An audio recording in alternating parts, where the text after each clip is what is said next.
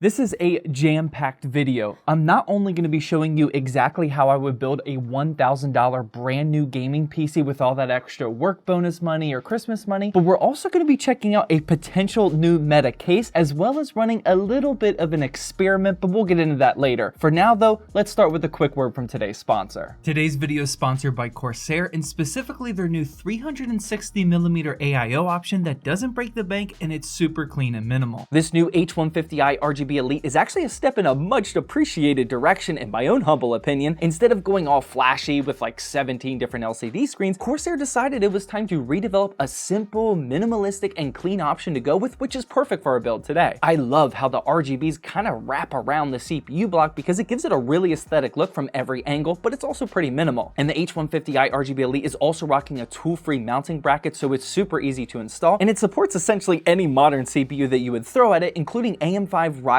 7000 series chips. I'll have a link to this AIO along with everything else in this beautiful build down in the description, and big thanks again to Corsair for sponsoring today's video. So let's jump into this build real quickly, and honestly, I don't want to waste too much time on here. If you're currently sitting on around $1,000 for your next gaming PC, then I honestly think this is the build guide to follow going into 2023, but like I said, I want to jump into some testing afterwards, so let's get a move on here. Starting with the CPU, here we have the Ryzen 5 5600, and despite me kind of ignoring this CPU when it first launched, honestly, I'm starting to use it more and more in my builds lately. This 6-core and 12-threaded overclockable little powerhouse is always sitting between $130 to $140, and it's just such a good choice because of motherboard prices. The Intel i5-12400 is certainly a good comparison and sometimes a tough choice compared to the 5600, but the price of a 12400F motherboard is always more expensive than a 5600 motherboard, and since you can pair them with pretty much the exact same GPUs, the 5600 is often the winner now for these mid-range builds. Speaking of that motherboard, here we have the MSI B550 Gaming Gen 3, and this certainly has some good features. I love when motherboards include a BIOS flash button because that often comes in handy when you're mix matching CPU and motherboard generations, and I also just like the all-black simple design to it because that's exactly what I was looking for. For RAM today, here we aren't going with anything crazy, just sticking with our theme per usual, and here we have just a standard 2x8GB YOLO all-black kit that's clocked at 3200 MHz, and this was a really good buy on Newegg for just $43. It wouldn't hurt to spend a little bit more money for 3600 MHz, but you have a lot of flexibility here and can go with whatever kit you find a good deal on. Same thing with the SSD. This is just the Team Group MP33, but I did make sure we got a 1TB size one this time because for a $1,000 build, that kind of just makes sense now. Plus, the prices of these are getting cheaper and cheaper. You can get these for under $60 now, which is just a no-brainer. For our power supply, I actually went with a unit that I already had in my studio, the Rosewell Photon 850, but just know that this is extremely overkill and I don't recommend you actually buy this. Again, it's just what I had. For a $1,000 build like this, you'll want to hunt for a $40 to $60 tier A or tier B unit, most likely tier B at that price point, and per usual, just consult the PSU tier list as a good starting point. Now, there are some outliers on there, like how the XPG Pylon and Thermaltake BM2 are listed as tier C, but there's still some really solid units that typically go on some really good sales, but for the most part, you can just rely on the tier list, especially for a $1,000 build. I'll have links to that as well as all the parts we're talking about today down in the description. And just as a quick plug, if you're ever wondering about a specific product or especially a power supply on the tier list, then join us in the ZTD Discord server. We have tons of people who are just anxiously waiting to help people, and I'm in the Discord server every single day as well. Links to that are in the description. After that, we have some cable extensions in there, of course, and instead of Asia Horse, I actually went with some all-black easy DIY ones, only because they were a few dollars cheaper, and per usual, these turned out looking pretty fire still. And for our GPU that has some of those extensions plugged into it, here we have the Asus Strix RX 6750 XT, and this is now officially the best GPU that I've been able to squeeze into a $1,000 price point so far. Now here's the story though. I originally bought this 6750 XT used on Jawbot for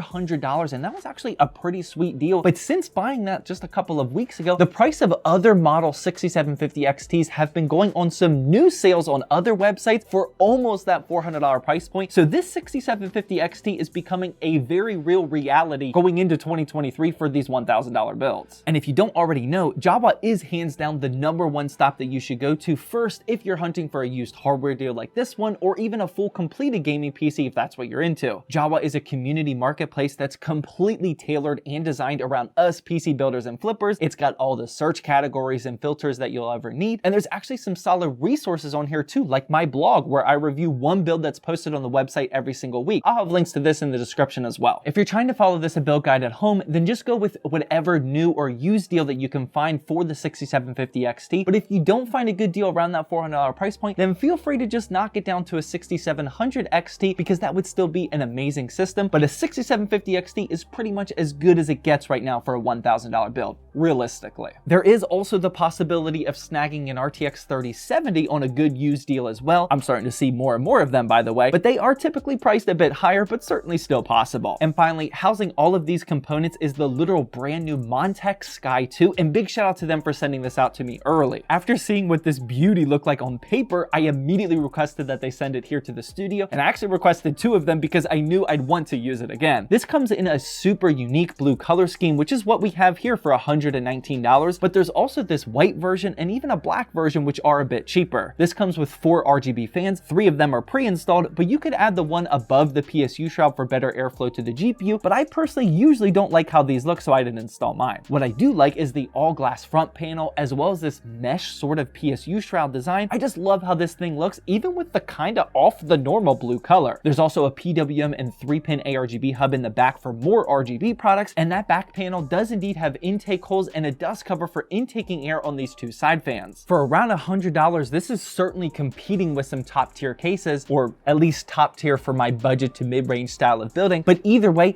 if this ever goes on a sale in the future down to like $80 or $90, this is gonna be a steal and a half, and I have a feeling that I'm gonna be using this case quite often in the future. All in all, here's what the entire parts list is looking like, and as you can see, we actually managed to stay under the $1,000 price range, which you just don't typically see in these sort of videos, let's be honest. If you're following this at home, this will greatly come down to the price that you pay for whatever GPU deal that you can find. You can easily add or subtract around $50 to $100 depending on if you go with a cheaper 6700 XT or spend a bit more for something like an RTX 3070. Now, if you're a true PC building expert, or if you're just actually paying attention and you don't have this video up on a second monitor while you're doing something else, then you may have already noticed that I didn't talk about the CPU cooler, and that was actually intentional. Backtracking just a bit though, you guys know that I have a really good relationship with Corsair at this point, and over the last few years, every time I've asked them for a part for a video, they've always delivered. They also hooked up my mods last year for Christmas with HS80 headsets, and to put it lightly, I kinda owe them. Over a month ago, they sent over this XTM70 high performance thermal paste, and they wanted me to build a sponsored segment into one of my build guide videos, and I've been using the paste in all of my builds since they sent it over, but I haven't really been putting it through proper testing until today. Well, this isn't going to be proper at all. Think of this as casual testing. First up, we got to introduce our CPU cooler though, and this here is the Deepcool AK400 Zero Dark. I also have a really good relationship with Deepcool. They've been supporting me for several years now, so big shout out to them for sending over this cooler for today's testing and video. I've used the original AK400 a couple of times already, but somehow this Zero Dark version slipped through my cracks, and I'm honestly kind of mad at myself for not using this sooner. As the name suggests, this is the blacked out stealthy version of the AK400 that I've always wanted, and it looks perfect inside a build like we have here today. This is also a pretty high quality cooler and the fan as well, and it's definitely overkill for what we're testing today, but this does have 220 watts of heat dissipation efficiency, and it also has pretty much the full compatibility list to include the newest LGA 1700 and AM5 sockets. We're not really doing it justice by pairing it with just a Ryzen 5 5600, but again, casual testing today. So what we're going to be doing today is we're going to be testing the XTM70 thermal paste with the AK400 Zero Dark cooler, and honestly, the 2 main things that I personally just want to test are 1, if the XTM70 is actually better than some more popular options,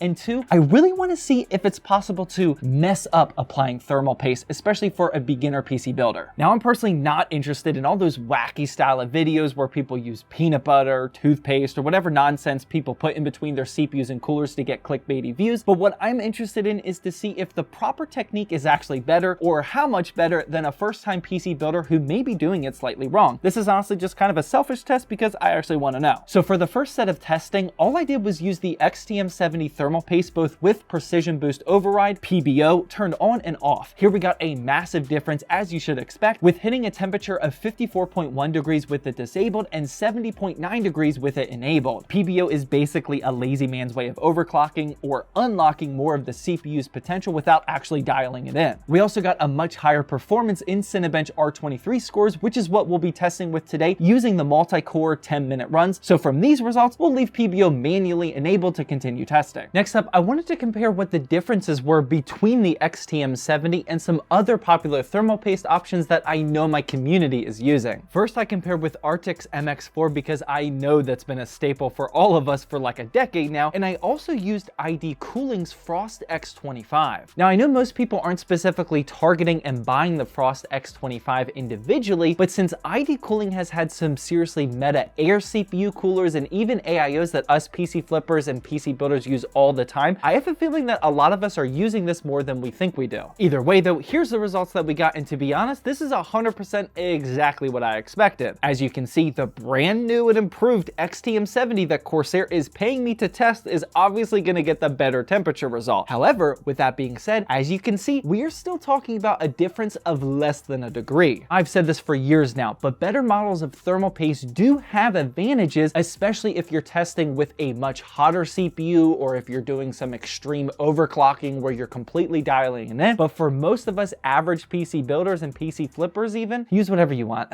It's 100% worth mentioning that all of this testing was done using our PC case's default fan configuration, which is kind of funky with all exhaust setup fans, and it's also worth mentioning that the 5600 we have in here isn't the best CPU for this kind of test. The 5600 itself just doesn't get that hot, so the differences in temperature may be magnified a bit if you use some hot and beastly processors, but I think it's safe to say that the XTM70 would still remain on top, at least between these popular options. And yes, I'm 100% aware that there are other models of thermal paste that we definitely could have tested. Again, this is what I had in my studio, and this is what we call casual testing. Now, the other thing I wanted to test is if the application style affected temperatures at all between an experienced builder and a first-time PC building newbie. For these square-shaped CPUs, the meta way to do it has typically been a pea-sized dot, but I also tested with some other styles, if that's what you want to call it. First, I tested using the P method as our control. This is all with the XTM70, by the way. Then I tested with a vertical line, then a half pea size, and finally I did a smudge style where I drew a smiley face and then smudged it around a bit because, I don't know, maybe a newbie would do that. And to be honest, my results again were literally exactly what I expected. Actually, other than the smudge results, that actually did a little bit better than I thought it would. Here you can see that we got pretty much the exact same score and high temperatures recorded for all of these application methods. And once again, the point of just relaxing and not going super meta about this kind of stuff, it just isn't that important to most people. Again, as a disclaimer, if you're using a hotter CPU, or if you're trying to truly dial in your overclocks, or if you're just someone that wants to min-max your build, then that's perfectly fine and you can do that. But for most people, including myself and PC flippers, it honestly just doesn't matter how you do it. Now, I'm personally going to continue using the P method for these square CPUs, and honestly, I'm going to switch my daily driver thermal paste to the XTM70 because it's indeed better. But at the end of the day, this is just not something that you have to stress over if you're a first-time builder or even as a PC flipper. And one more final disclaimer is that all of this could certainly change with the more rectangle-shaped CPUs like the Ryzen 7000 series or the Intel 12th and 13th gen series. Let me know down in the comment section if you want to see me do this type of testing for those CPUs. But now with the CPU and cooling solution being fully tested out, it's now time to see how the entire build is performing as a whole. So let's do a very quick benchmarking run. Instead of showing you all the individual titles like I normally do, here's simply a chart with all the data that you could possibly need right here, unless you wanted to see a specific game. If that's the case, then you're kind of out of luck. As you would expect, this Ryzen 5 5600 and RX 6750 XT combo are no match for some 1080p gaming, and you could certainly make a case for playing all of these titles in 1440p with this setup. And that's actually exactly what we did. Here's all the results that we got for 1440p with the same exact titles, and although the FPS and quality is obviously a bit lower, this type of $1,000 build would be perfect whether you're still rocking an ancient 1080p monitor or if you've stepped up to the more elite side of PC gaming with a 1440p monitor. I would recommend doing the latter, by the way. With the benchmarks and the experiment concluded, I do hope you got some value out of not just that, but also checking out what I think could be a new case meta, as well as how to build a $1,000 build. This was a pretty efficient video. And there are, of course, multiple ways to build a $1,000 gaming PC outside of this one. Feel free to click the video that's on the screen now if you want to see my other favorite way on how to do it.